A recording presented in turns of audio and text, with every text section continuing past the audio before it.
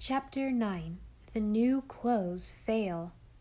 The little girls went early to school the next day, eager for the first glimpse of Elias in his new clothes. They now quite enjoyed the mystery about who had made them, and were full of agreeable excitement as the little figure came down the road. He wore the gray trousers and the blue shirt. The trousers were a shade too long, the shirt a perfect fit. The girls gazed at him with pride as he came on the playground, walking briskly along in the new shoes, which were just the right size. He had been wearing all winter a pair of cast-off women's shoes. From a distance, he looked like another child. But as he came closer, oh, his face, his hair, his hands, his fingernails! The little fellow had evidently tried to live up to his beautiful new raiment, for his hair had been roughly put back from his face, and around his mouth and nose was a small area of almost clean skin, where he had made an attempt at washing his face. But he had made practically no impression on the layers of encrusted dirt, and the little girls looked at him ruefully. Mr. Pond would certainly never take a fancy to such a dreadfully grimy child. His new, clean clothes made him look all the worse, as though dirty on purpose. The little girls retired to their rock pile and talked over their disappointment, Ralph and the other boys absorbed in a game of marbles near them.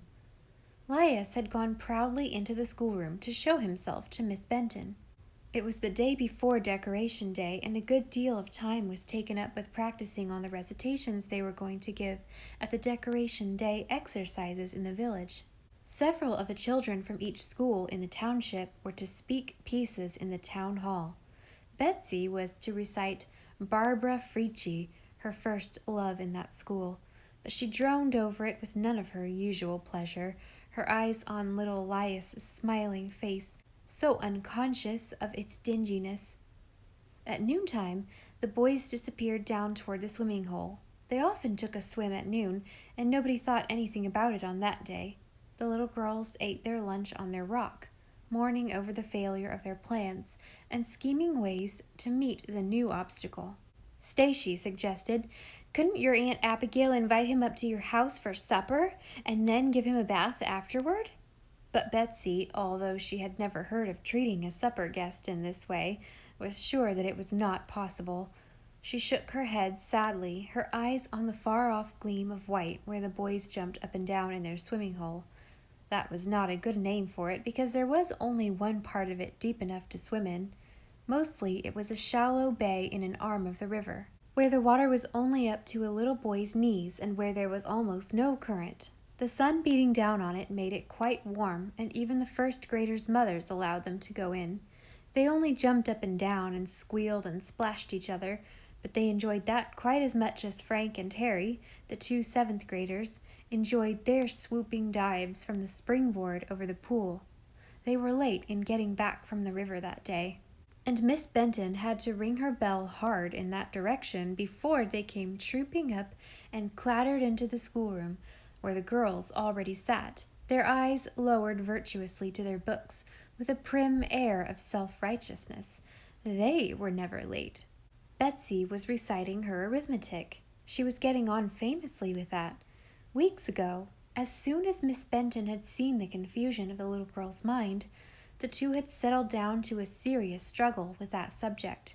Miss Benton had had Betsy recite all by herself, so she wouldn't be flurried by the others, and to begin with had gone back to bedrock, to things Betsy absolutely knew, to the 2 times 2s and the 3 times 3s, and then, very cautiously, a step at a time, they had advanced, stopping short whenever Betsy felt a beginning of that bewildered guessing impulse which made her answer wildly at random. After a while, in the dark night which arithmetic had always been to her, Betsy began to make out a few definite outlines, which were always there, facts which she knew to be so without guessing from the expression of her teacher's face. From that moment, her progress had been rapid, one sure fact hooking itself onto another, and another one onto that. She attacked a page of problems now with a zest and self-confidence which made her arithmetic lessons among the most interesting hours at school. On that day, she was standing up at the board, a piece of chalk in her hand, chewing her tongue and thinking hard how to find out the amount of wallpaper needed for a room 12 feet square with 2 doors and 2 windows in it, when her eyes fell on little Elias, bent over his reading book. She forgot her arithmetic. She forgot where she was. She stared and stared till Ellen, catching the direction of her eyes, looked and stared too. Little Elias was clean, preternaturally, almost wetly clean. His face was clean and shining, his ears shone pink and fair, his hands were absolutely spotless, even his hay-colored hair was clean and, still damp, brushed flatly back till it shone in the sun. Betsy blinked her eyes a great many times, thinking she must be dreaming, but every time she opened them there was Elias, looking white and polished like a new willow whistle. Somebody poked her hard in the ribs. She started, and turning, saw Ralph, who was doing a sum beside her on the board, scowling at her under his black brows. "Quit gawking at Elias," he said under his breath. "You make me tired." Something conscious and shamefaced in his manner made Betsy understand at once what had happened. Ralph had taken Elias down to the little boy's waiting place and had washed him all over. She remembered now that they had a piece of yellow soap there. Her face broke into a radiant smile, and she began to say something to Ralph about how nice that was of him, but he frowned again and said crossly, "Aw, cut it out. Look at what you've done there. If I couldn't 9 times 8 and get it right." How queer boys are, thought Betsy, erasing her mistake and putting down the right answer. But she did not try to speak to Ralph again about Elias, not even after school when she saw Elias going home with a new cap on his head, which she recognized as Ralph's. She just looked at Ralph's bare head and smiled her eyes at him, keeping the rest of her face sober, the way Cousin Anne did. For a minute, Ralph almost smiled back. At least he looked quite friendly. They stepped along toward home together, the first time Ralph had ever condescended to walk beside a girl. "We got a new colt," he said. "Have you?" she said. "What color?" "Black, with a white star, and they're going to let me ride him when he's old enough." "My, won't that be nice?" said Betsy. And all the time they were both thinking of little Elias, with his new clothes and his sweet, thin face shining with cleanliness. "Do you like spruce gum?" asked Ralph. "Oh, I love gum," said Betsy. "Well, I'll bring you down a chunk tomorrow if I don't forget it," said Ralph, turning off at the crossroads. They had not mentioned Elias at all. The next day they were to have school only in the morning. In the afternoon they were to go in a big hay wagon down to the village to the exercises. Elias came to school in his new blue serge trousers and his white blouse. The little girls gloated over his appearance and hung around him, for who was to visit school that morning but Mr. Pond himself? Cousin Anne had arranged it somehow. It took Cousin Anne to fix things. During recess, as they were playing Still Pond No More Moving on the playground, Mr. Pond and Uncle Henry drew up to the edge of the playground, stopped their horse, and, talking and laughing together, watched the children at play. Betsy looked hard at the big, burly, kind-faced man with the smiling eyes and the hearty laugh, and decided that he would do perfectly for Elias. But what she decided was to have little importance, apparently, for after all he would not get out of the wagon, but said he'd have to drive right on to the village. Just like that, with no excuse other than a careless glance at his watch. No, he guessed he wouldn't have time this morning, he said. Betsy cast an imploring look up into Uncle Henry's face, but evidently he felt himself quite helpless too. Oh, if only Cousin Anne had come! She would have marched him into the schoolhouse double quick. But Uncle Henry was not Cousin Anne, and though Betsy saw him, as they drove away, conscientiously point out little Elias, resplendent and shining, Mr. Pond only nodded absently, as though he were thinking of something else. Betsy could have cried with disappointment, but she and the other girls putting their heads together for comfort, told each other that there was time enough yet. Mr. Pond would not leave town till tomorrow. Perhaps there was still some hope. But that afternoon even this last hope was dashed. As they gathered at the schoolhouse, the girls fresh and crisp in their newly starched dresses with red or blue hair ribbons, the boys very self-conscious in their dark suits, clean collars, new caps, all but Ralph, and blacked shoes. There was no little Elias. They waited and waited, but there was no sign of him. Finally, Uncle Henry, who was to drive the straw ride down to town, looked at his watch, gathered up the reins, and said they would be late if they didn't start right away. Maybe Elias had had a chance to ride in with somebody else. They all piled in, the horses stepped off, the wheels grated on the stones. And just at that moment, a dismal sound of sobbing reached them from the woodshed back of the schoolhouse. The children tumbled out as fast as they had tumbled in and ran back, Betsy and Ralph at their head.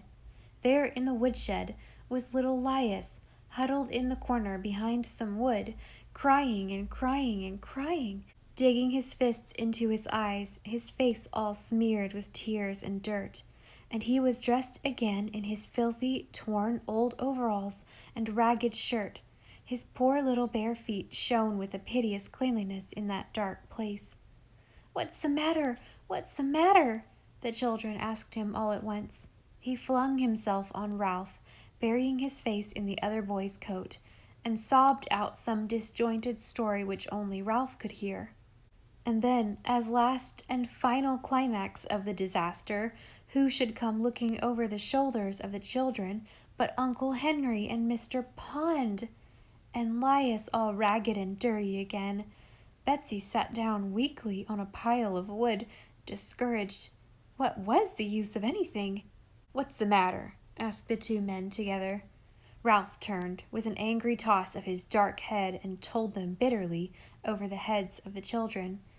He just had some decent clothes, first ones he's ever had, and he was counting on going to the exercises in the town hall, and that darned old skunk of a stepfather has gone and taken him and sold him to get whiskey. I'd like to kill him." Betsy could have flung her arms around Ralph. He looked so exactly the way she felt. "Yes, he is a darned old skunk," she said to herself, rejoicing in the bad words she did not know before. It took bad words to qualify what had happened. She saw an electric spark pass from Ralph's blazing eyes to Mr. Pond's broad face, now grim and fierce. She saw Mr. Pond step forward, brushing the children out of his way like a giant among dwarfs. She saw him stoop and pick little Elias up in his great strong arms, and, holding him close, stride furiously out of the woodshed across the playground to the buggy which was waiting for him. "He'll go to the exercises all right," he called back over his shoulder in a great roar. "He'll go, if I have to buy out the whole town to get him an outfit. And that whelp won't get these clothes either. You hear me say so." He sprang into the buggy and, holding Elias on his lap, took up the reins and drove rapidly forward. They saw Elias again entering the town hall, holding fast to Mr. Pond's hand. He was magnificent in a whole suit of store clothes, coat and all, and he wore white stockings and neat low shoes like a city child. They saw him later, up on the platform, squeaking out his little patriotic poem, his eyes shining like stars, fixed on one broad, smiling face in the audience. When he finished, he was overcome with shyness by the applause, and for a moment forgot to turn and leave the platform. He hung his head and, looking out from under his eyebrows, gave a quaint, shy smile at the audience. Betsy saw Mr. Pond's great smile waver and grow dim. His eyes filled so full that he had to take out his handkerchief and blow his nose loudly. They saw little Elias once more for the last time. Mr. Pond's buggy drove rapidly past their slow-moving hay wagon, Mr. Pond holding the reins masterfully in one hand.